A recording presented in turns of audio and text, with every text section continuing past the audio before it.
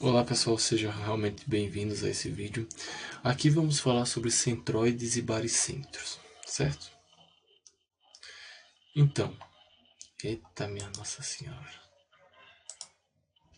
Então, primeiramente, o que seria o centro de gravidade, também chamado de baricentro?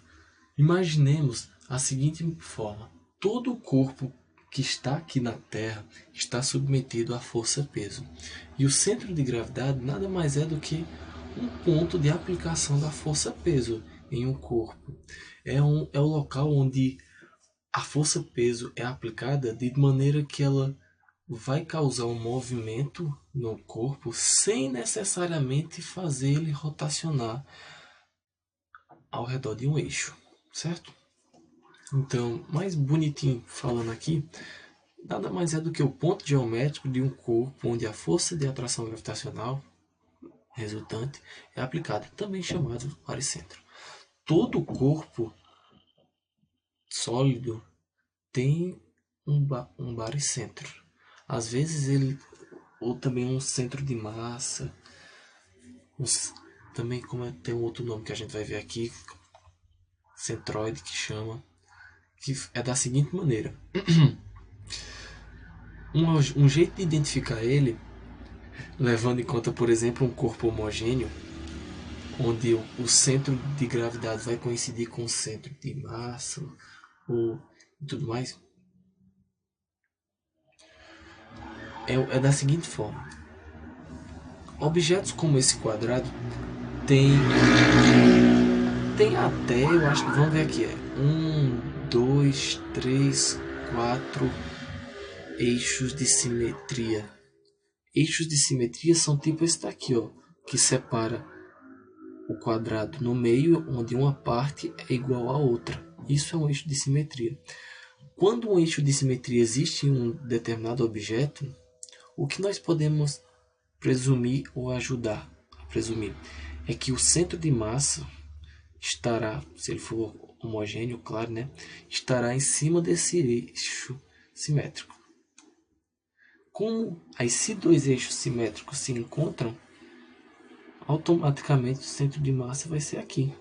Vai ser onde ao encontro disso. É muito interessante. Não é não? Vocês conseguiram ver direitinho. Continuando.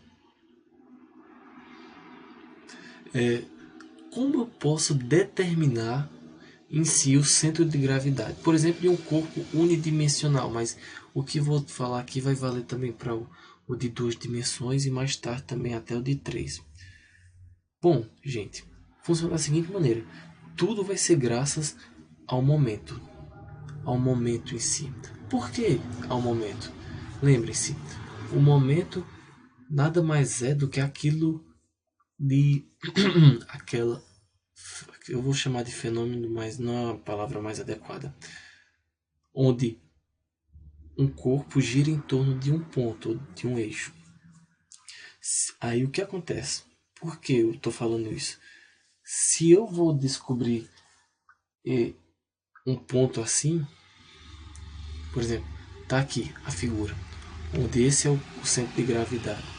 Aqui está um eixo determinado. Se eu pegar a força peso e aplicar nesse ponto que é o centro desse corpo aqui, o centro de massa desse corpo aqui todo, eu vou realmente fazer ele girar em torno desse eixo Y aqui, no sentido anti-horário. Mas se eu pegar o somatório de todas as componentes dessa barra aqui, e todas essas estão sendo claramente cada uma fração dessa força-peso aqui. Porque a força-peso é proporcional à massa dessas bichinhas. E se essas bichinhas estão cada vez menores aqui, a força-peso ainda está sendo aplicada nelas. Em diferentes intensidades, proporcional ao seu tamanho, mas sim, está sendo. E o somatório desse produto, que é a distância deles aqui ao eixo Y, por isso daqui, que nada mais é do que o momento, ou seja, a somatória desses momentos, que é essa integral aqui, onde o meu D, a minha força-peso vai ficando cada vez pequenininha porque está sendo proporcional a esse tamanho aqui, vai ser igual a essa daqui, ao do aplicado no centro de massa. Uma vez que aqui é como se fosse a resultante e aqui é o somatório das componentes. Dito isso, o que nós tiramos daqui? Tiramos o nosso x barra. O nosso x barra que será justamente o centroide, o centro de gravidade, perdão, desse corpo unidimensional. Aqui são números, mas números não, letras, letras atrás de letras. Mas eu vou mostrar para vocês que não é tão difícil assim não, e que é entendível, certo? Aqui, ó, traduzindo em palavras esse alfabeto grego, nada mais está dizendo que, olha, o somatório dos momentos em torno de y vai ser igual ao momento que é resultante da força-peso aplicado sobre o centro de gravidade que está a uma x barra distância desse eixo. E essa x barra distância é justamente a coordenada que vai me dar o centro. Enfim, eu vou parar de falar e mostrar mais. Por exemplo, aqui, o que vale para um corpo unidimensional vale para um corpo bidimensional, como aqui em Ares. É o mesmo, a mesma mãe, a mesma, sabe? A mesma natureza. Tudo está girando em torno do momento de uma força, que nesse caso é a força-peso. Aí, repito, entendendo isso, você entende todo esse assunto. Tudo, é sério, você entende tudo isso. Eu entendo que na física, o momento é uma das coisas que geralmente aprendemos de meia boca, sabe? Mas eu vou tentar ilustrar para vocês aqui, desenhando aqui. Deixa eu ver.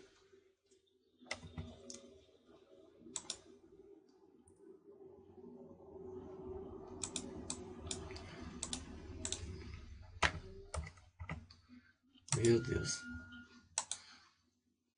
Queria mostrar para vocês uma coisa aqui. Sair daqui.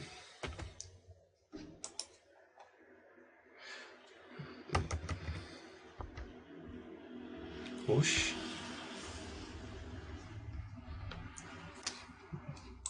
O que eu quero mostrar para vocês é o seguinte, que quando nós aplicamos na física 1, nós estudamos que ao aplicar força em um corpo, em um objeto, nós conseguimos fazer ele se mover, né? Se mover ele de um lado, de um X para um Y, exemplo. Que ridículo, minha Nossa Senhora.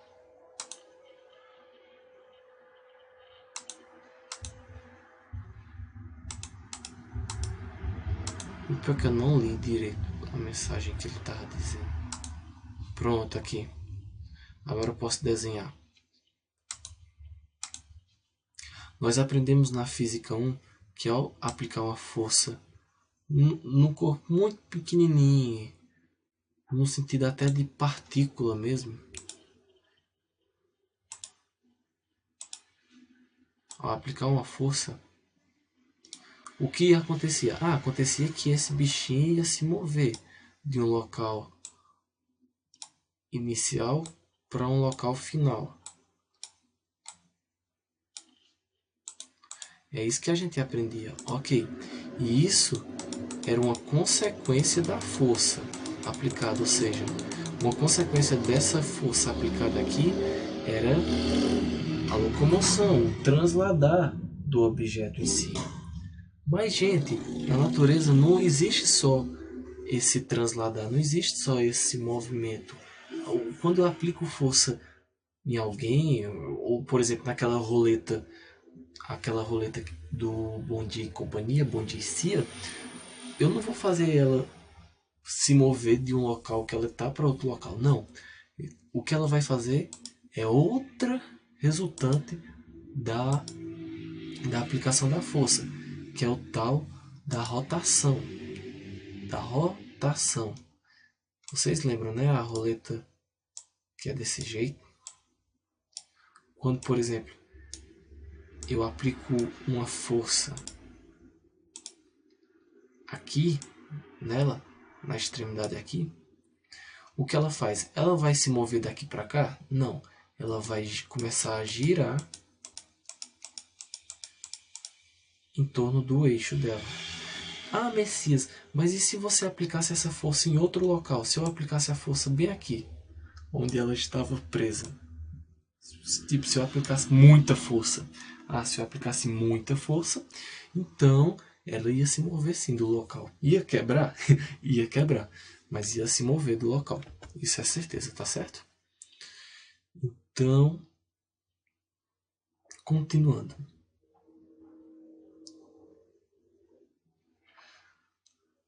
Aqui, nós estamos seguindo o mesmo princípio. Estamos fazendo o somatório dos momentos no eixo, ao entorno do eixo Y, o momento de Y, que no caso vai nos dar a coordenada x barra, e vamos fazer o somatório dos momentos em relação a x, que vai nos dar o y barra. Porque momento é isso, o momento de uma força, vocês devem lembrar, nada mais é que o braço, o braço de alavanca, nosso D, vezes a força aplicada, aí claro, vezes o cosseno do ângulo entre eles. Espera aí, o cosseno...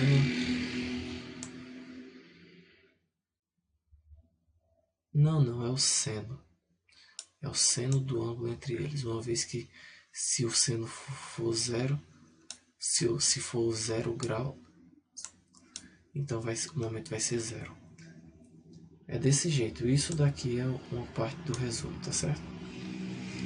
Aí aqui eu escrevo assim porque está em forma de intensidade, mas se fosse para escrever em forma vetorial, o meu vetor momento, que tem direção, sentido e intensidade, ele nada mais vai ser do que o produto vetorial do braço de deslocamento pela força. Gente, revisem momento, porque é fundamental para entender isso. Uma vez que nós estamos relacionando o total, a somatória, perdão, dos momentos com o momento total de uma força em relação ao eixo Y. Aí aqui, repito, é em área, né?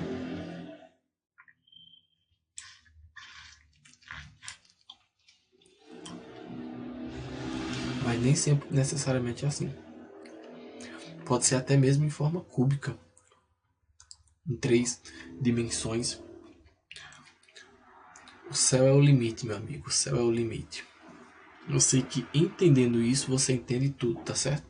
Aí você diz, tá, tô entendendo. Onde você quer chegar com isso?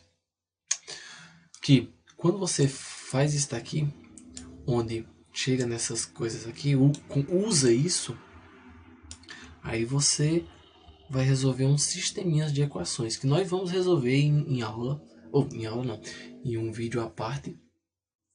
E eu mostrarei para vocês como funciona em si, como funciona a resolução de questões, ou melhor, como é útil isso se viermos a usar em algum momento da vida, né? Eu vou mostrar para vocês, eu vou, não se preocupe. Até em linhas também é muito útil, por exemplo, o centroide de um arame pode ser dado fora, né, do do corpo em si. É interessante, tipo um anel. O centro de massa de um anel é dado no seu centro aqui. É interessante. Eu vou mostrar para vocês as questões, como são feitas.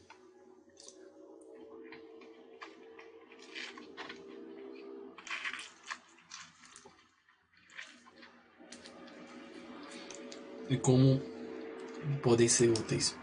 Mais uma coisa, Percebam uma coisa interessante. Aqui eu mostro duas formas. Onde eu digo que a somatória é, portanto, isso. Aí eu chego a essa conclusão aqui.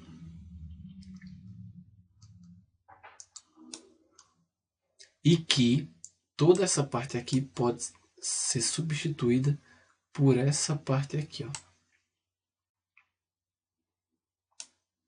Então, por que eu estou dizendo isso? Porque vai chegar um momento em que vai ser muito útil, por exemplo, y barra vezes w ser igual a integral de y dw. Se bem que isso daqui eu acho que tem aqui em cima. Pronto, tem aqui em cima.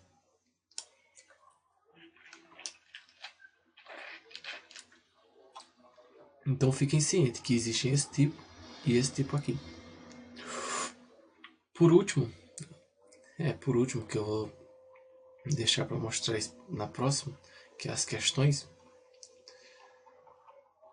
Existe centroide de linha, a qual segue o mesmo contexto, tá certo? Segue o mesmo contexto.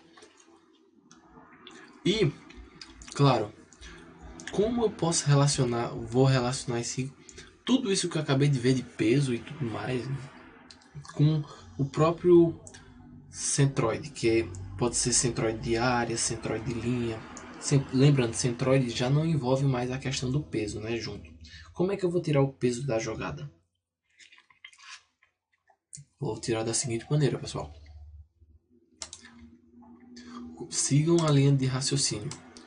Como eu sei que a força-peso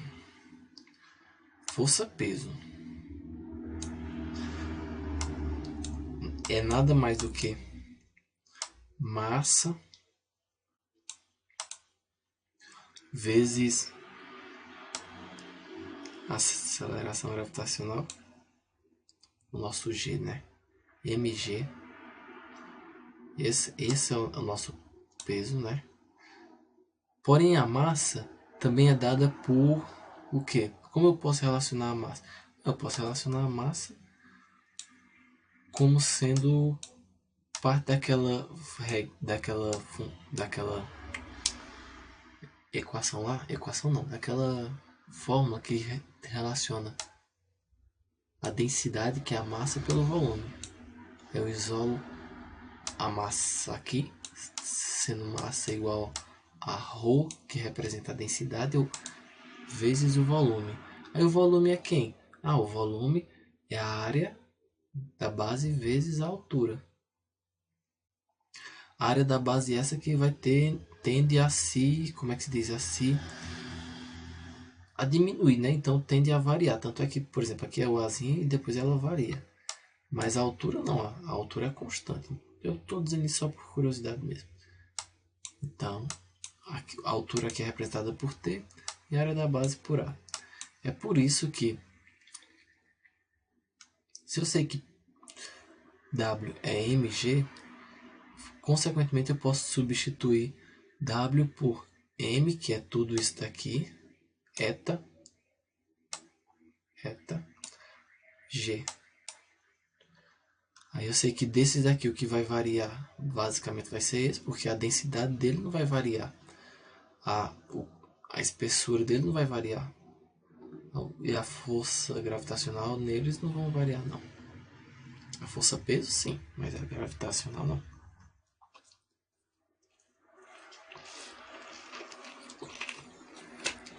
A intensidade da força sim. Por que isso é importante? Não estou enchendo linguiça, não é porque é só aí substitui. Aqui está os passos lógicos. Onde tem um W, foi substituído. Ó. E aqui, a variação, ΔW, foi substituído por isso. Por quê? Porque ao colocar aqui, tem tudo isso. E como todos esses são iguais, eu coloco em evidência. E desse lado da equação também tem eles. Então eu corto eles. Então, para onde eles foram? Foram para baixo da égua. E daqui eu chego em uma conclusão interessantíssima, que é nisso daqui. Porque vai sobrar só o delta área 1, que está multiplicando por isso, mais aí x2 vezes delta área 2, mais xn, an, ou seja, eu chego nesse resultado aqui, onde um lado da equação vai ser isso daqui, produto desses dois, igual, que está aqui o sinal de igual, a somatória desses outros. Aí daqui eu chego no mesmo coisa, no sentido de disso ser igual a isso, que é um somatório, né? A qual, aplicando o limite quando n tende a infinito, soma de rímel, chega nessa integral. Daí ele vai para sua vida, vai para a vida, vai para a vida, vai para a vida. E chega na mesma, no final, no mesmo resultado, por assim se dizer, do que tinha aqui no começo, onde agora só troca o W por A. W por A. Interessante, né? Isso é tão interessante que vai chegar uma... Pronto. Esse exercício, apesar de ter aqui uma parte da resposta, né? Dá para resolver. Mais na frente eu vou mostrar para vocês que esse dA vai também ser substituído por dl, ou seja, para achar o centroide de uma linha. Exemplo. Entende? Aí aqui tem tanto em razão de y quanto em razão de x barra. Uma vez que x barra e y barra me darão as coordenadas do centroide em relação a algum ponto de referência. Certo?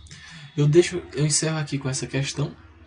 Eu voltarei, não se preocupe, para resolver essa questão e mostrar para vocês direitinho. Mas até lá, tentem resolver. Até o próximo vídeo.